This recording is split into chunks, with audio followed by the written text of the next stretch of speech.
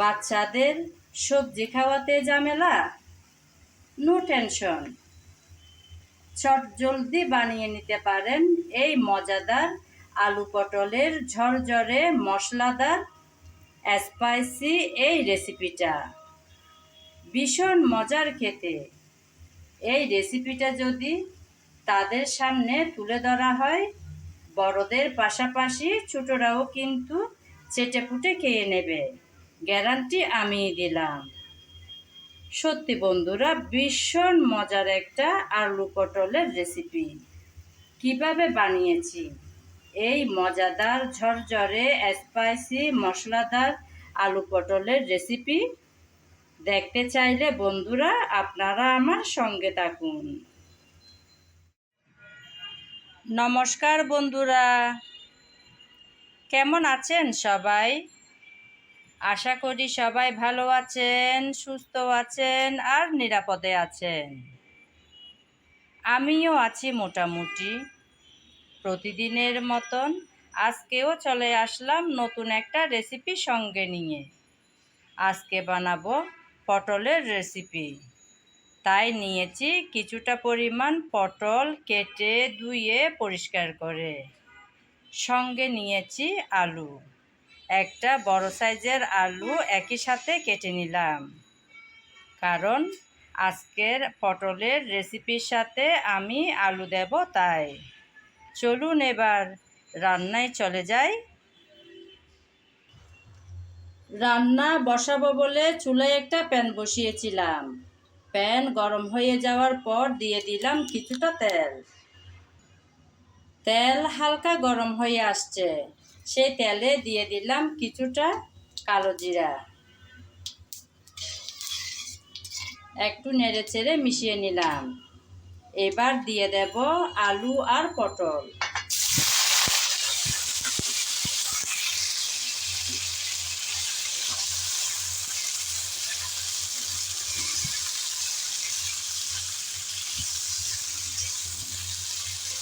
আলু আর পটল দিয়ে নেড়ে চেড়ে একটু ভেজে নিলাম।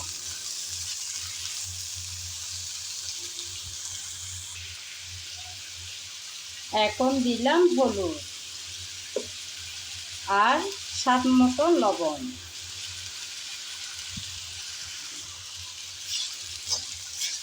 লবণ আর হলুদ দিয়ে নেড়ে চেড়ে ভালোভাবে ভেজে নেব।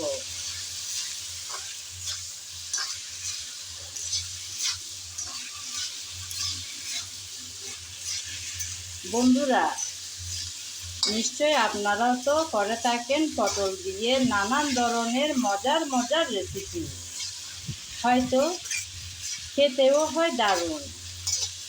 আমি আজকে কিভাবে বানাচ্ছি, যদি আজকের এই রেসিপিটা আপনাদের ভালো লেগে থাকে তাহলে অনুরোধ রইল একবার হলেও ট্রাই করে দেখার। মন্দ হবে না কিন্তু খেতে, গ্যারান্টি আমি দিলাম। হলুদ আর লবণ দিয়ে ভালোভাবে নেড়ে চেড়ে মিশিয়ে নিলাম। এখন অপেক্ষা করব যাতে ভালোভাবে একটু ভাজাটা হয়ে আসে।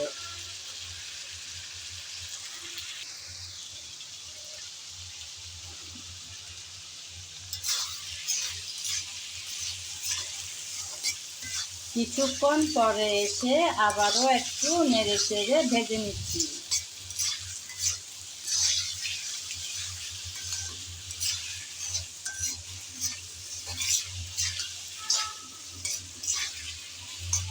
নেড়ে চেড়ে মিশিয়ে নিলাম।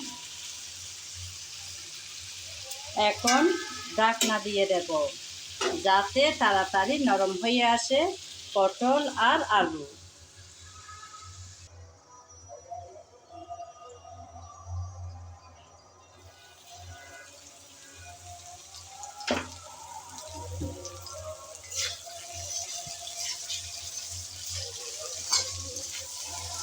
ঢাকনা দিয়ে কিছুক্ষণ ভেজে নিলাম।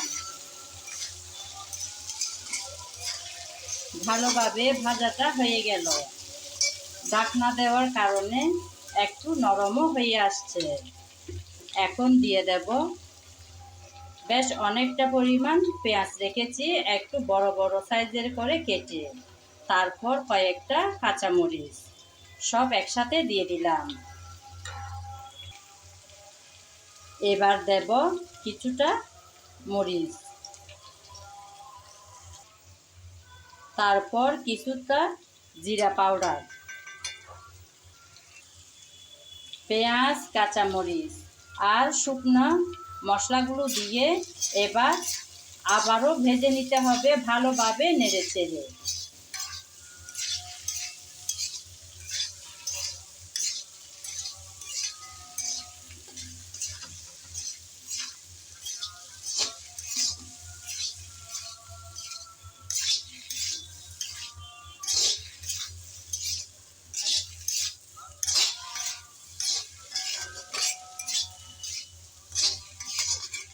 পেঁয়াজটা আমি এই পর্যায়ে এসে দিলাম, যেন একদম সিদ্ধ হয়ে নরম হয়ে না যায়, সেজন্য এমনভাবে পেঁয়াজটাকে ভাজবো যেন সিদ্ধ হবে, তবে একদম কাদা কাদা হয়ে ভেঙে যাবে না, টুকরা টুকরাই থাকবে। এরকম টুকরা টুকরা ভাজা পেঁয়াজ যদি আলু আর পটলের সাথে দাঁতে কিংবা মুখে পড়লে ভীষণ ভালো লাগে খেতে। তাই এ পর্যায়ে দিলাম কাঁচামরিচ আর পেঁয়াজটুকু, নেড়ে চেড়ে ভালোভাবে ভেজে নিয়েছি। এখন আবারও ঢাকনা দিয়ে কিছুক্ষণ রেখে দেব, যেন ভালোভাবে একটু নরম হয়ে আসে। ঢেকে দিলাম কিছুক্ষণের জন্য।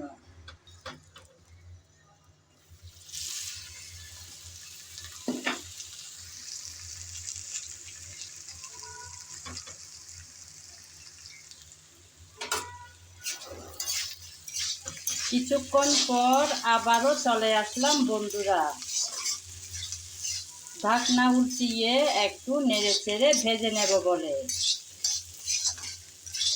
অনেকটাই নরম হয়ে আসছে সব কিছু। দেখুন বন্ধুরা, পেঁয়াজটা কি সুন্দর করে লাল লাল হয়ে ভেজে আসছে, কিন্তু একদম পুরাপুরি ভেজে নরম হয়ে আসেনি। এরকম আস্তে আস্তে পেঁয়াজ ভাজাগুলো মুখে পড়লে দারুণ লাগে খেতে।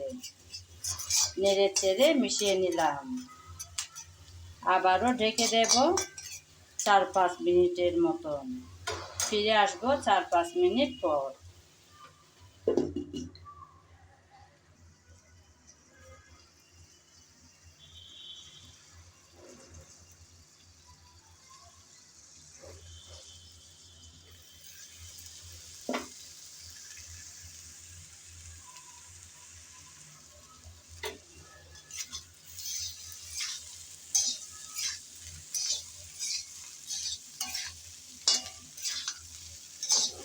আবারও চলে আসলাম বন্ধুরা কিছুক্ষণ পর।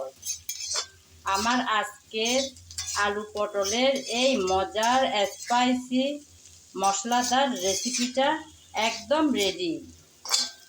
দেখুন বন্ধুরা কি সুন্দর ঝরঝরে। আলু, পটল আর পেঁয়াজ সঙ্গে কাঁচামরিচ সব ভালোভাবেই সিদ্ধ হয়ে আসছে।